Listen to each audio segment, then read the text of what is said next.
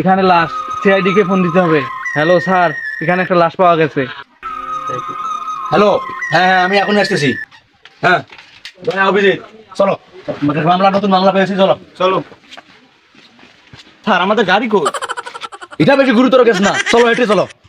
Sir হ্যাঁ, হাঁটতে হাঁটতে তো আমার ক্লান্তি এসে গেছে। আরে এসে গেছি তো। কই? এই যে দয়া, অভিজিৎ লাশটা চেক করো। বেশি গুরুতর কেস না, তাড়াতাড়ি চালিয়ে। স্যার, কে? স্যার লাশে পাত দিছে তো। দয়া, একে চাকরি দিছে কে? তাকে ডিপার্টমেন্ট থেকে বের করে দাও। স্যার চাকরি তো আপনি দিছেন। দয়া, আমি শুনছি কিলিয়ে লাশ পাত দিছে। অভিজিৎ লাশটা ফরেনসিক ল্যাবে পাঠিয়ে দাও। স্যার, কি হলো আবার? স্যার লাশ আবার পাত দিছে। দয়া, শান্ত হন স্যার, স্যার উত্তেজিত হবে না স্যার। পাইছি, একে তাড়াতাড়ি চাকরি থেকে বের করে দাও।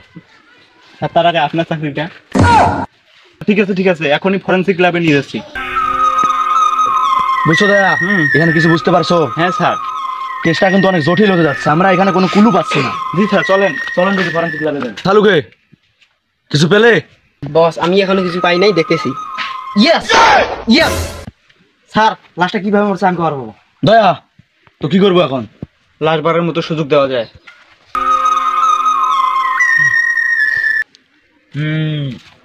স্যার, আগে আমার সন্দেহ ছিল, এখন আমি নিশ্চিত হলাম। নিশ্চিত হলে? স্যার, লাশটা অতিরিক্ত পাত দেওয়ার কারণে নাড়ি ভুঁড়ি ফেটে মারা গেছে।